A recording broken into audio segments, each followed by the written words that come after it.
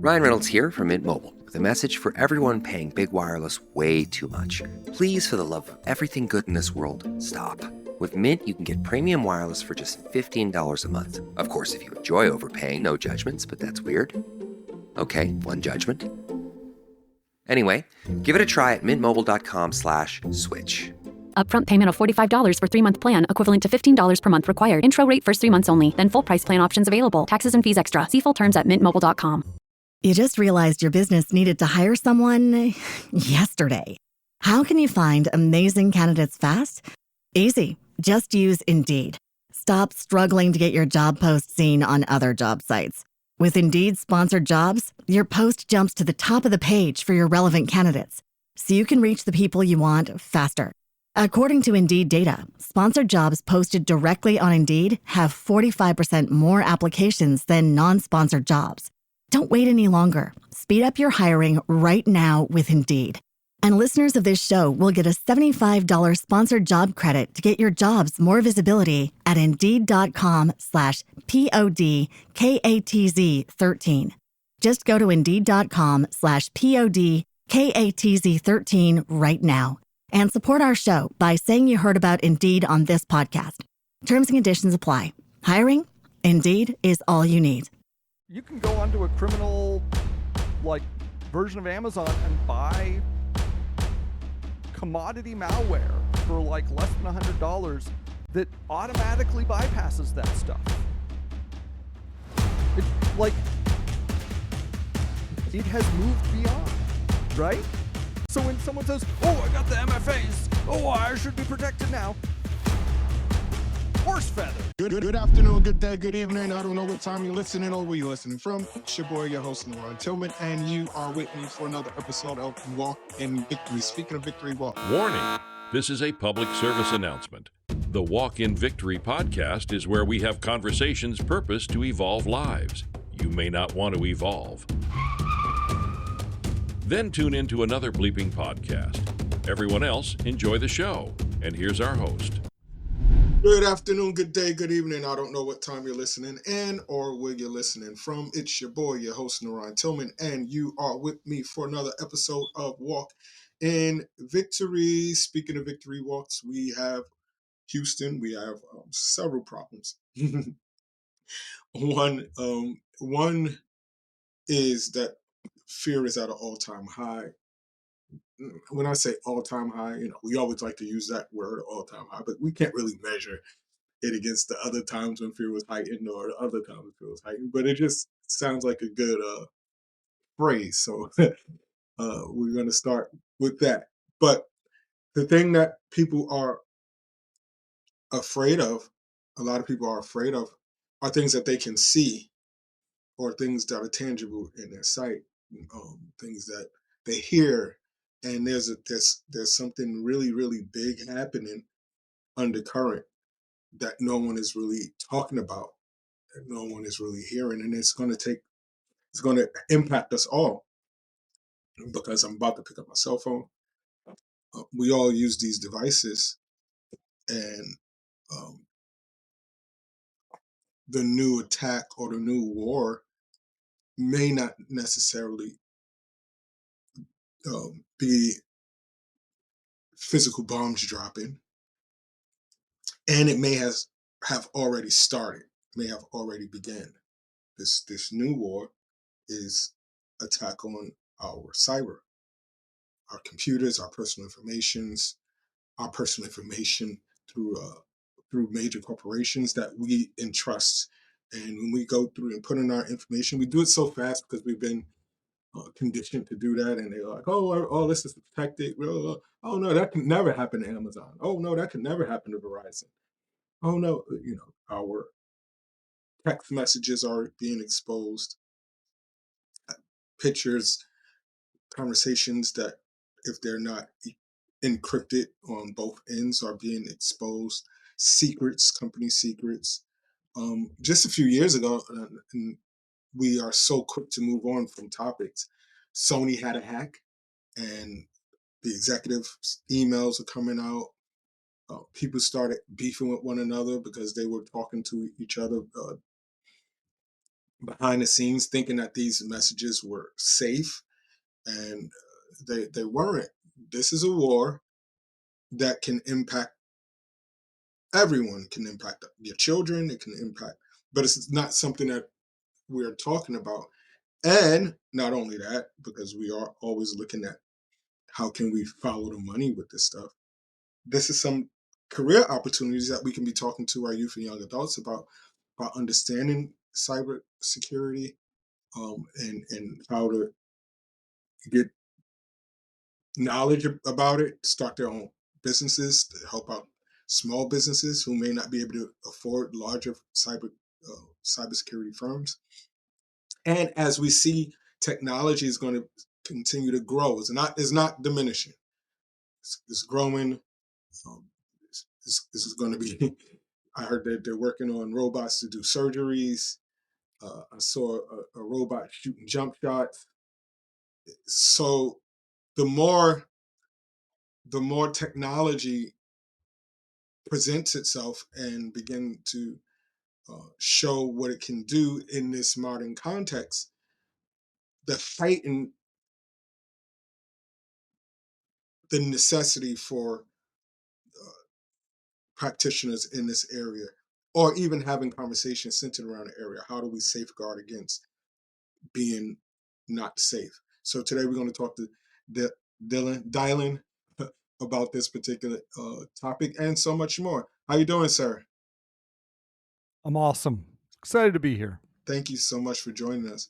If you don't mind giving us a tad bit about yourself and what it is that you do. I worked, your typical couple decades in the corporate world, and like most people, I grew disillusioned.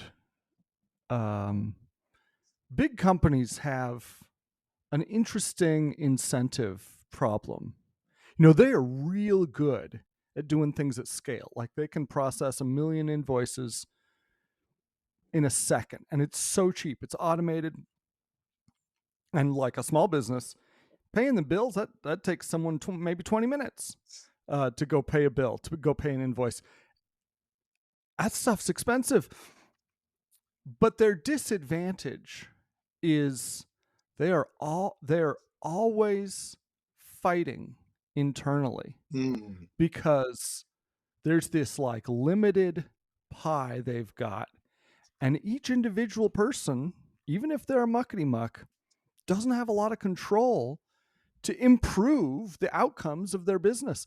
So a lot of they're kind of forced into these performative roles, looking good instead of being good. I think a lot of people have had that experience. Yeah. So I started a company.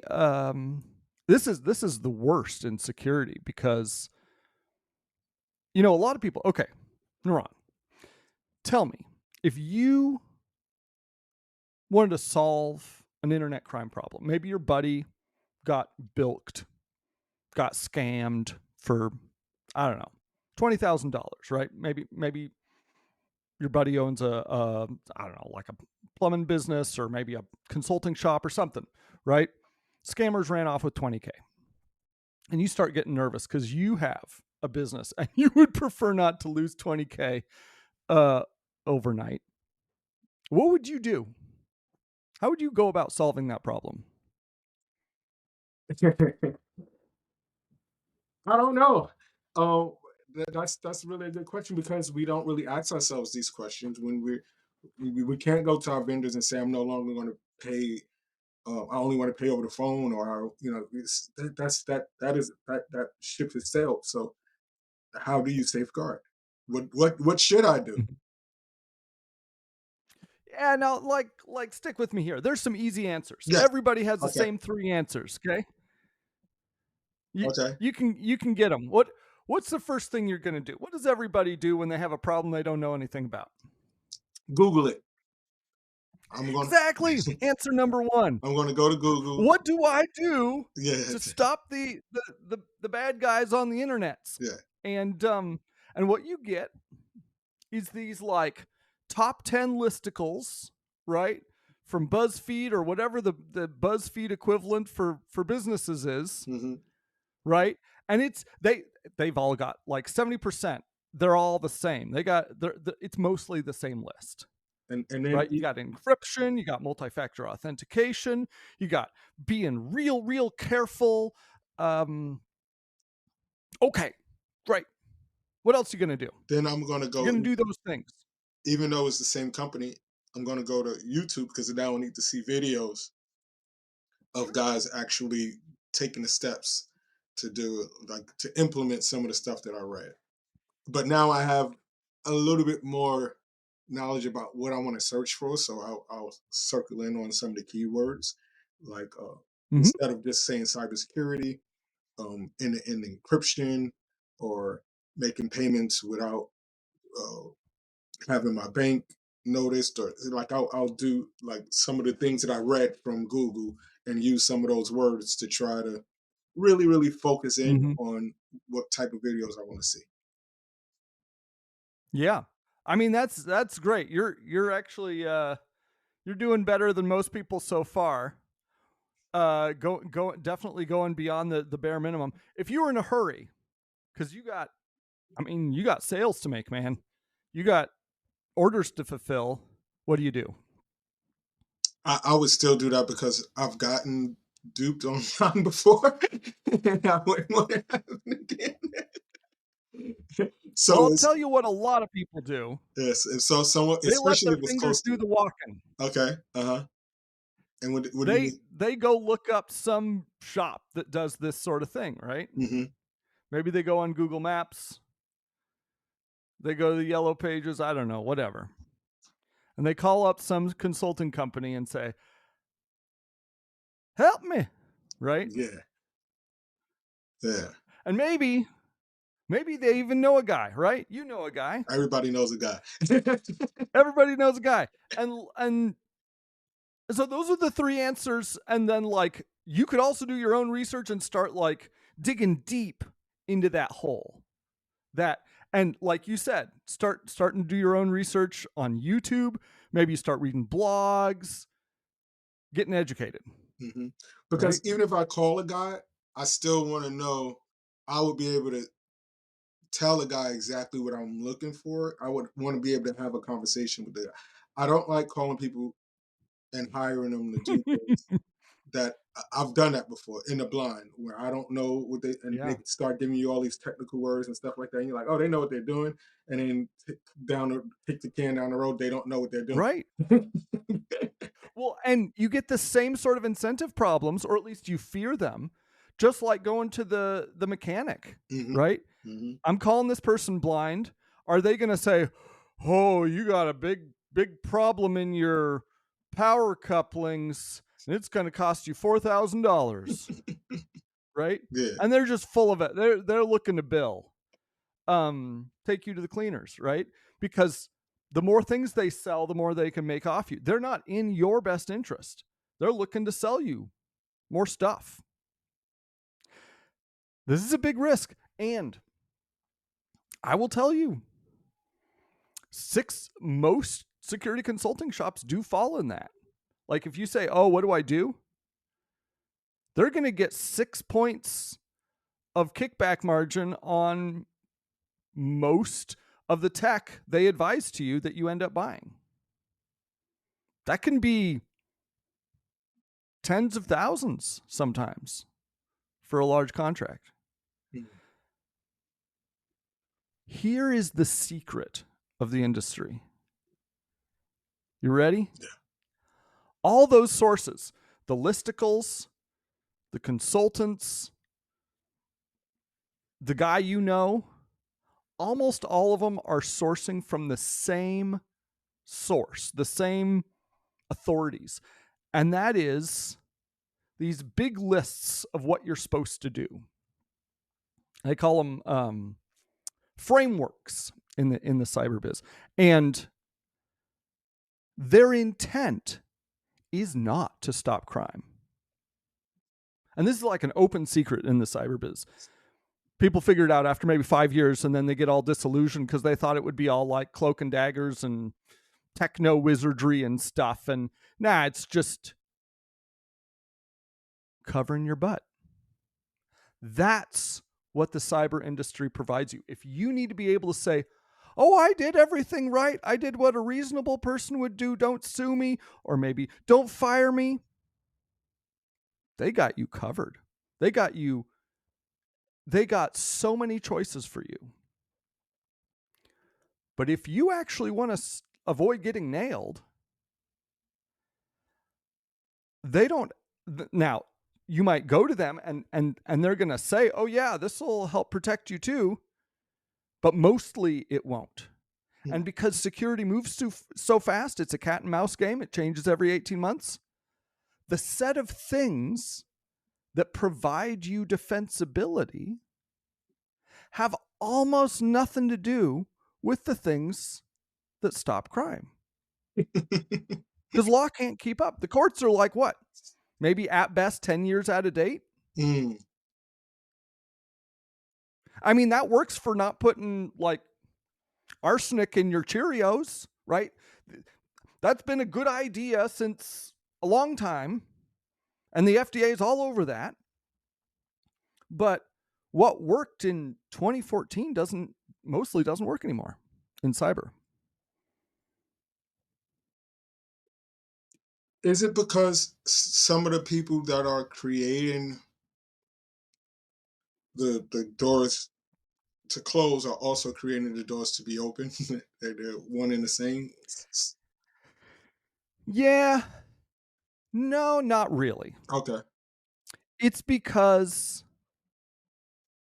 it's a ever-changing world. It's like okay. So you go look on Google and you find a listicle and it's like multi-factor. Everybody's talking about multi-factor authentication, right? Mm-hmm. It's what you got to have. But they don't say what kind you need to have. And there's like 8. Yeah. And the cheapest one worked about 2 years ago. And then since then, it's easy to get around. Like the cheapest one is the little code you get on your phone. Mm-hmm. That hasn't worked for 2 years, 18 months. You can go onto a criminal like version of Amazon and buy commodity malware for like less than $100 that automatically bypasses that stuff. It has moved beyond, right? So when someone says, oh, I got the MFAs, oh, I should be protected now. Horse feathers, right? That hasn't worked since 2021. Wow. Or whatever. Wow. What's working down there? For MFA or, Yeah. or in general? Both.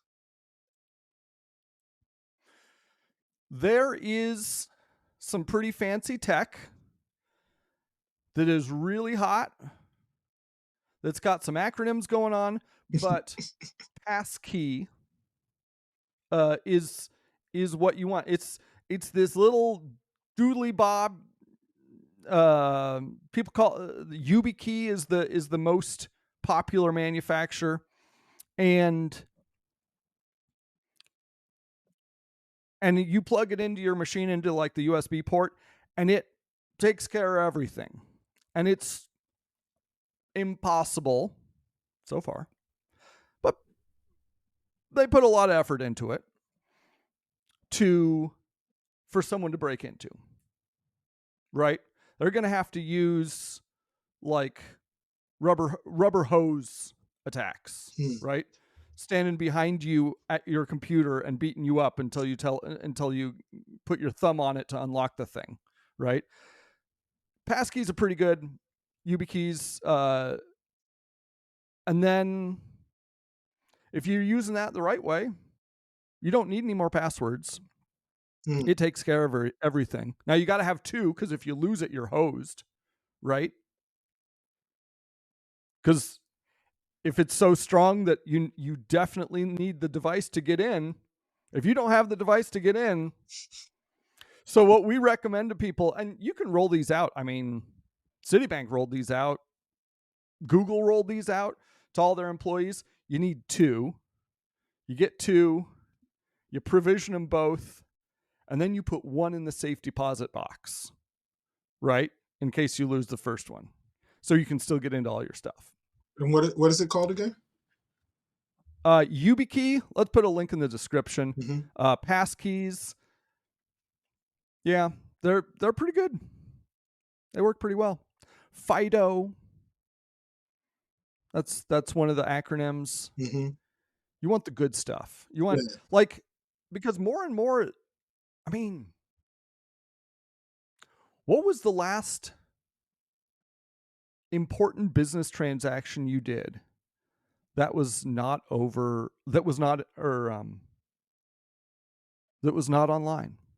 Can't do it unless you're doing it. Right. This is our world now. Like unless you wanted everything we do. Like unless you wanted to gone are the days. Yeah.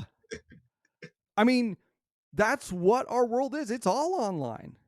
And if you're still, you remember those credit card things, and like at the gas station, you put your credit card in, and they go, yeah, and then like there'd be the blue imprint. Yeah, the imprint. Man, I haven't seen one of those in 20 years. Yeah, but when everybody got them at first, they were so happy to have them, right? Like, yo, look what I got. Right. This is so cool. And it's like, because most of our stuff, even if you're not doing it online, parts of it are online. Even if you're given like a credit card to somebody and they do the little ka-chunk, they're still rekeying it into a machine in the back, right? It's still online. And this is a new problem, right? Because our law enforcement is not. How bad is the problem though? It's so bad. We're funding North Korea's nuclear weapons program. When that scammer calls you up or calls up your grandma and says, "Grandma, I'm in Mexican prison," and pretends to be you. I need $10,000 to get bail. And she wires it. That's going to a scam ring. Sometimes it's organized crime. Sometimes, I mean, some bad hombres, right? It's nobody good. Your money's not going to anyone you want to have that money. I remember when they were doing stuff like that over the fax machine, and they would fax you. Some guy from Africa started to say, "Hey, man, I got some money that I need help getting the money out," and a lot of people got caught in those scams. And so, but this is different. They have all of your information, and they can make it really, really sound as if it's you because of AI and all of the other stuff too. How far are they going? I mean, if I was not very ethical and Vanguard sold one, I would be buying like a mutual fund of crime rings, because those folks have been making 40% year over year for the last 5 or 6 years. They've been going bank. And if Walmart gets nailed, there's no way Walmart can keep that a secret, right? There's too many people. It's too big. But if a smaller business gets nailed, they have a fighting chance, and they're scared. They're scared of their reputation. They're scared of critical partners pulling out on them. And so they try to keep it quiet. They just pay. Right? And so this is the other problem. You don't know. You don't know how often it's happening because there is a reporting problem. Now, the FBI has a pretty good idea because they can see how much money ended up in, crime ring bank accounts.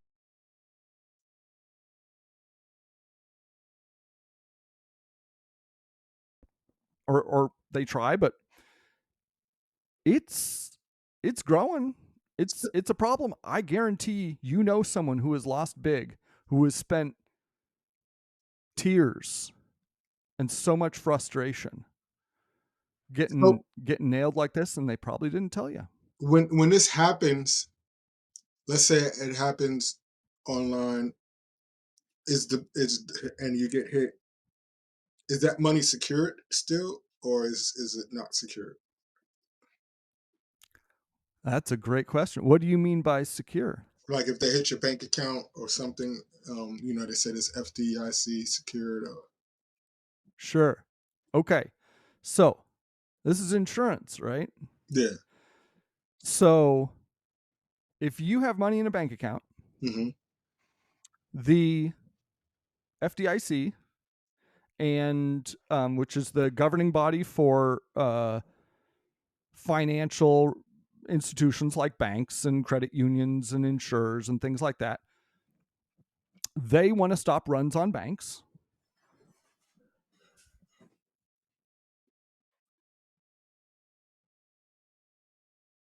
I can't hear you going.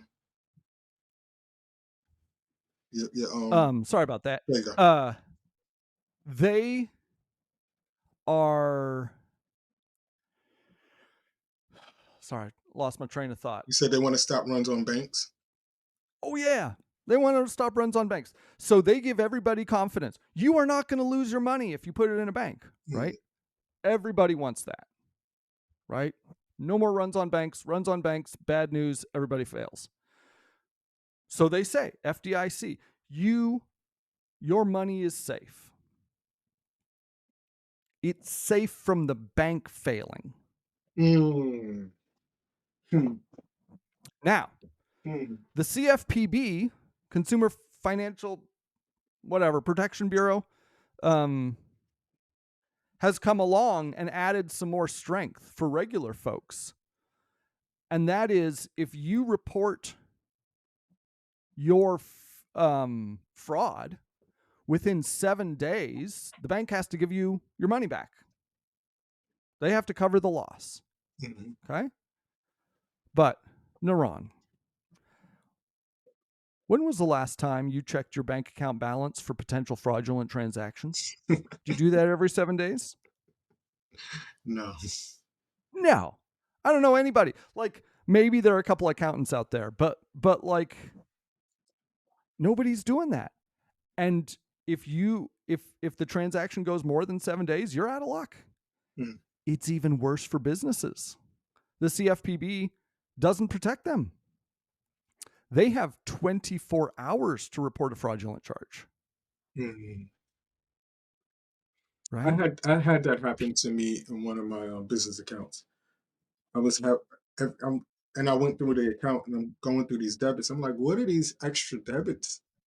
And it's like, but it's going nowhere, and it's consistent, and it's consistent, Yeah. and it's just going nowhere. And if I wasn't sitting there looking at the account, going through the debits, trying to figure out, when some when you got to sit down and watch every a debit before you before you make a payment, Exactly. It's impossible. It's like we're setting up people to fail. Like, congratulations on finding it, but I mean, you and I both know it could have very easily gone the other way. Yeah. You may not have seen it. I mean, how'd your bank respond?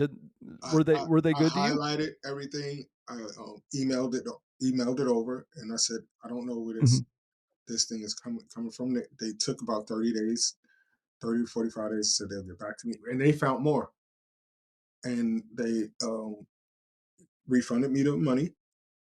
And then it happened again 2 months later, and I'm like, how is this happening? I changed all of my debit cards. I changed my passwords. Do all of these changes, Mm-hmm. and it happened again. And that was some years ago. That wasn't like it was like it just happened. So I can imagine how bad it is now. Yeah. I mean, good on your bank. but this has exploded, and I'm not sure they're going to be that gracious now. They're losing too much. This is, I'll say right now, there's a decent chance it was your debit card, because this is the worst way to pay for something. It's with the debit card. Yep. Because like the points are not worth it, guys.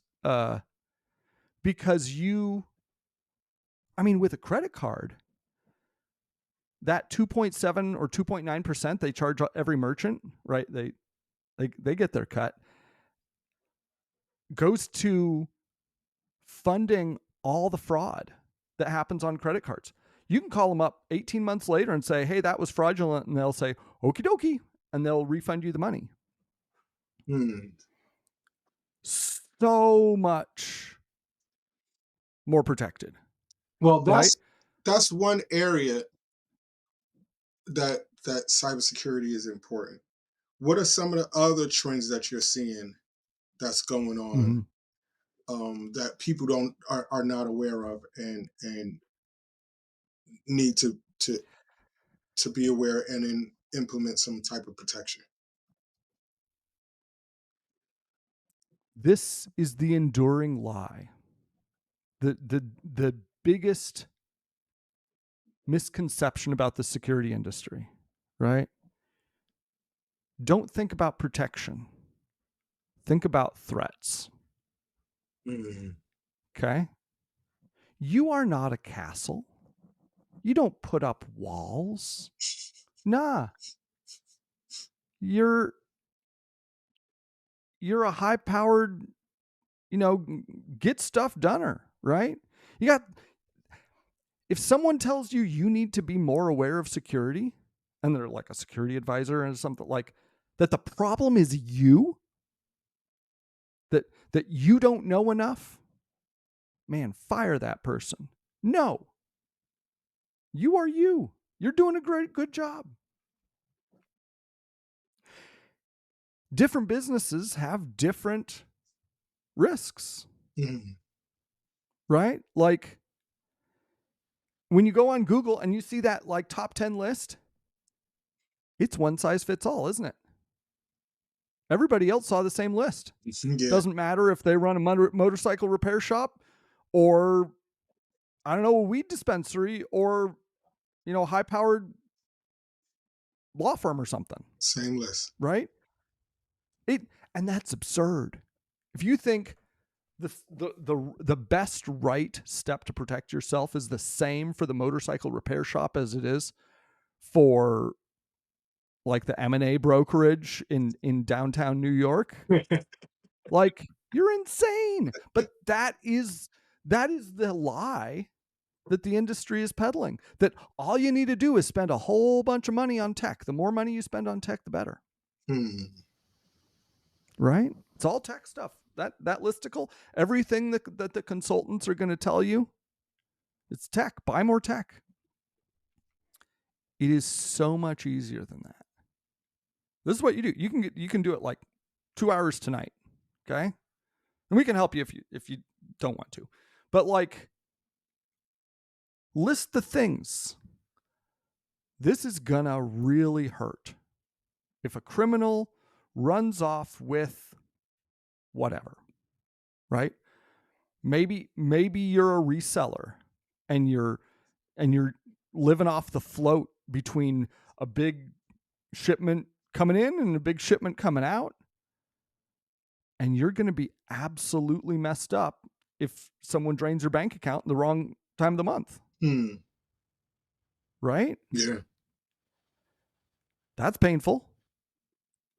But it's not going to be the same as like a lawyer with sensitive secrets, right?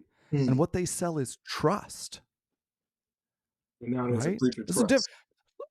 a whole different kind of scenario that's going to end their business. Yeah.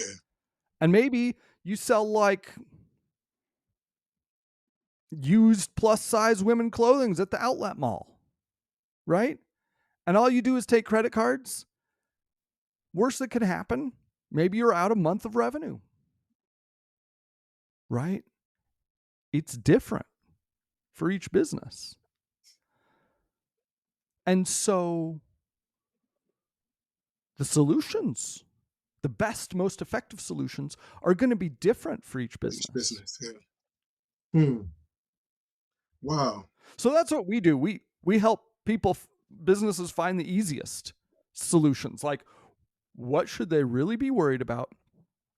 And then what's actually worth their time to do about it? Should the consumer be listening in on these conversations too? Should we be looking at how Yeah. but not on But that level. honestly, consumers are better served than businesses. Like, Mhm. there's some governmental protections and industries that, like I said, credit cards, pretty strong. And or like for instance, if someone takes out debt in your name, right, takes a credit card out in your name, racks up a bunch of bills on, at the slot machines, and then disappears in the middle of the night, and they come after you, Mhm. right? With consumers, you got all sorts of regulation To protect against with, consumer credit protections. But businesses, that happens all the time, and they are just SOL, right? They just got to fight it.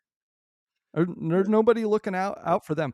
So if you want, we actually created an infographic saying, like, for a consumer, you only got to worry about 3 things, and the solutions are really easy. You can do them tonight. Here's a fun infographic, IKEA style, with like the guy with the wrench, right? You don't even have to read, really. So now, fair enough, there are real answers, real threats against consumers, but the answers are so much easier. Yeah. And that's a good point that you make. That as a small business owner, even like with small business credit, someone hacks into your small business, is so difficult to repair business credit than it is to jack it up, right?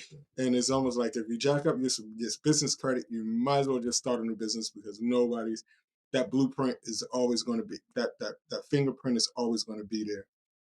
Whereas a consumer, you can bounce back. You have tools in place to help you bounce back, to help you recover.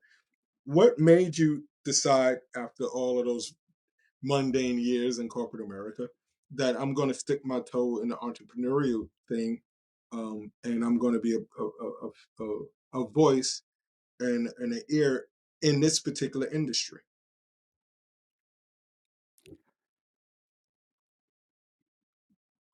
It was beers.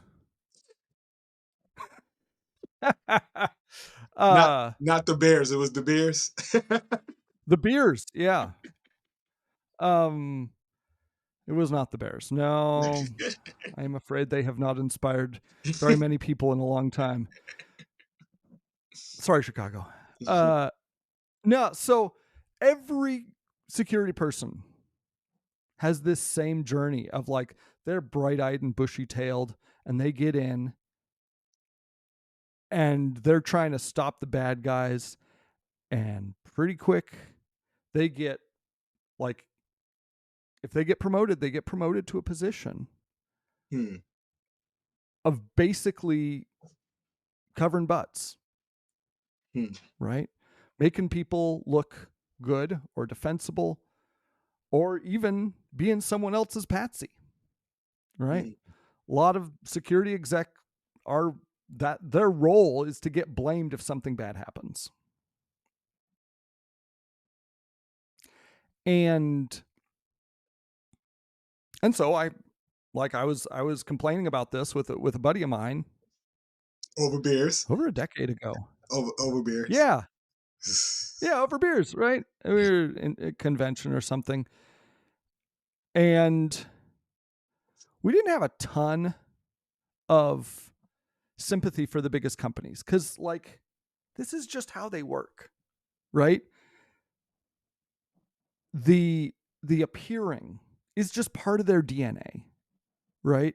And the blame and the, like, hot potato and trying to get out while you look good, and let someone else, handle the dirty work. But the downside is smaller businesses have exactly the opposite need. They don't care about looking good. They just want to avoid getting nailed. Yeah. But the cyber industry feeds them the same recipe That they do the big guys. that the big dogs use and created and works for the big dogs. And it doesn't work for the smaller businesses. So they're kind of stuck in a, so, oh, wow. So, and I can see why over a few beers, this is, as you just said, the consumer has something for them. And they have the government, they have the credit card companies, they have all of these things in place to help them recover. The large people have some solutions, although the solutions have to be updated probably every 2 years or so, but they have something for them. And the thing that the fabric of this country, the thing that makes the engine run, the small business guy, has no solution because they can't run to the government because they're not a consumer. And the big stuff is they're not, so there's a huge market gap that needs to be serviced. Yeah. And wow. And so I said, yeah, nobody's helping them out. And so we were, beers. You get a little rowdy, you get a little intense. You go on some rants. And my buddy said, well, how about you be the change you want to see in the world? Like you do to calm someone down, right? Right? Like call them on their bluff. And it took me a while. But I actually did it. You became right? the change you want to see. I mean, and I'm not going to change the world. I'm here to provide the easy answers for people who don't want to get nailed, right? It is easier than you think. Easier, better, faster, cheaper, stronger, harder, Daft Punker. When we were in IT and we would do certain things back in the days, like C++, A+, that kind of stuff that no longer exists. But we had guys that would leave things so that they would have to be called back if something needed to be done. Like they would. Do you put yourself out of work, or is this something that people are always going to need you because things are constantly changing?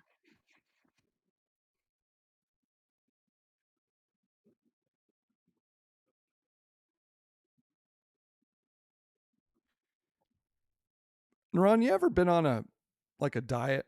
You ever do one of those like Atkins or Weight Watchers or any of those things? I've never been over 165 pounds. Okay. Do you know anybody who has? Yes. And is the person you're thinking of, have they tried multiple of these? Yes. And I have. And how long does the typical diet last? And you can tell how long the typical diet lasts because they'll post it on their Facebook when they start, and then all of a sudden they stop posting. They I want to post it like, what happened to the diet? So let's say 2.5 weeks tops. 2.5 weeks. And then how long till they're on to the next one? Some people are more determined. They'll go back at it in the fall or another year, 9 months to a year or so. Yeah. Typical thing. There is a tremendous temptation. It's just intrinsic to human nature to follow the shape of success instead of its substance, right?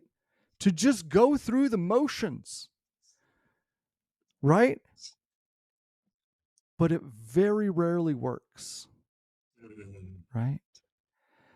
And honestly, most people are doing the equivalent of fad diets for cyber. And that's fine. Like, I'm not going to stop them. You want to No. go get the listicles? You want to check off the boxes with the encryptions and the MFAs and the stuff and the techno jibber jabber? Fine. Cool. But there are some businesses out there that really, this is important. This is not something to dick around with, right? This is critical to the health and safety and continued success towards their goals. That's who we help. And who I've noticed this describes most is medium-sized, high-trust professional services firms. So if what you're selling is trust, security is important to you. And if it isn't, it should be. Because if a bad thing happens, it gets out, that's your stock and trade. That your business is, if not done, a 20th of what it was. Yeah. Right? So, commercial lawyers, CPAs, the odd engineering firm. If theft could end your business, that's who we help, because those are the people that really care about results more than anybody else. Yeah. Thank you, man.